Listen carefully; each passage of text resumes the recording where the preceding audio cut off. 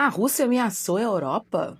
Você provavelmente deve estar vendo essa manchete em todos os jornais brasileiros, mas a história não é bem essa, não. Na verdade, quando se fala em Rússia e Ucrânia, a história nunca é essa, porque a mídia brasileira já escolheu um lado.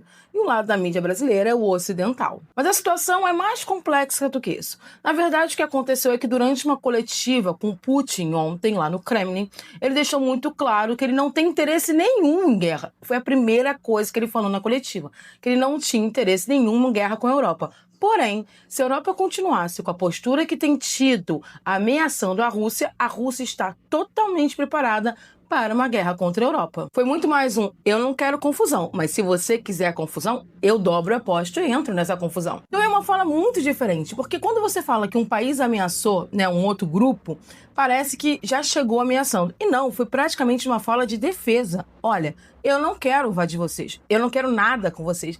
E isso é uma coisa que a Rússia tem falado constantemente há anos, que ela não tem interesse nenhum em invadir a Europa. Mas a Europa Ocidental continua vendendo para o seu público interno e externo de que a Rússia iria invadi-los. Esse discurso politicamente funciona muito bem, porque faz com que as populações locais criem um medo, e um medo que tem base, porque são países que já foram invadidos e acabam perdendo um pouco do foco do que está acontecendo internamente nos seus países. Mas, para além disso, também alimenta um medo de um mundo não ocidental tomar conta do mundo todo. Porque por trás desse discurso europeu do perigo que a Rússia representa, na verdade, a preocupação é o perigo de um mundo multipolar, onde você tem lideranças como Rússia, China e outros países comandando e mudando a ordem internacional. E aí, para a Europa, que sempre manteve essa ordem na base da força, do controle da ameaça, é um momento muito tenso, porque sim, eles estão vendo o controle todo embora. Ele está literalmente escorrendo pelas mãos. Para a Europa, é sim muito interessante para a Europa Ocidental uma guerra contra a Rússia,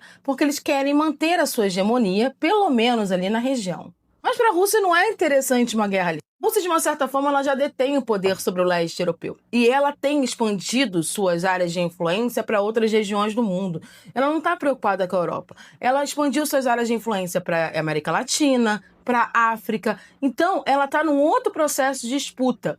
Boa parte da briga da Europa com a Rússia não tem necessariamente a ver com o território europeu, mas tem a ver com territórios que foram colonizados pelos europeus, principalmente na África. Alguns países da África, como Mali, Burkina Faso e entre outros, já têm acordos com a Rússia de cooperação de segurança e cooperação mútua. O que significa esses acordos? Significa que se esses países forem invadidos, principalmente por forças ocidentais, a Rússia vai lá e protegeria eles. Bia, mas esses acordos só ficam no papel.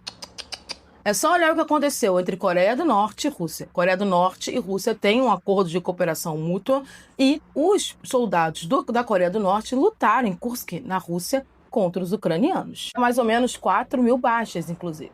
Mas a declaração do Putin na coletiva, ela tem um porquê. O porquê dessa declaração é que está tendo a negociação para a finalização da guerra da Ucrânia.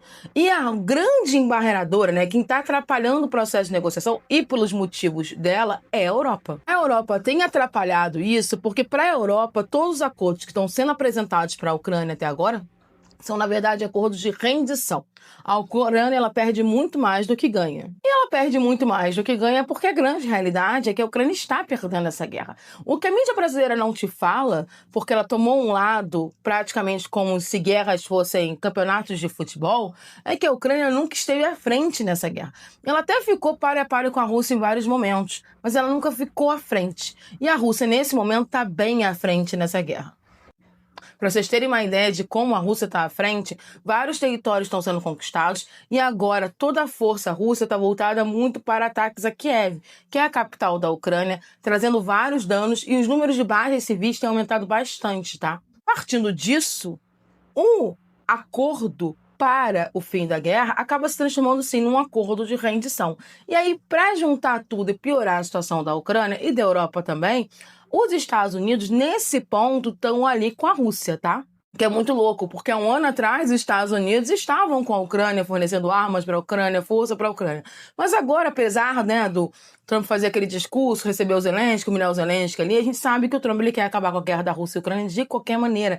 Ele não vê interesse nenhum nessa guerra. Então, um dos acordos que foram apresentados para a Ucrânia vieram dos Estados Unidos e é praticamente um acordo de rendição, onde a Ucrânia perde terra, não pode entrar na OTAN e uma série de outras coisas. E convenhamos, vendo os acordos que estão sendo apresentados para a Ucrânia agora, com certeza o Zelensky está muito arrependido de não ter aceitado um acordo que a China e o Brasil apresentaram lá atrás, que a Rússia concordou e que o Zelensky debochou, que era um acordo muito melhor e que não deixava a Ucrânia numa situação de vulnerabilidade tão grande.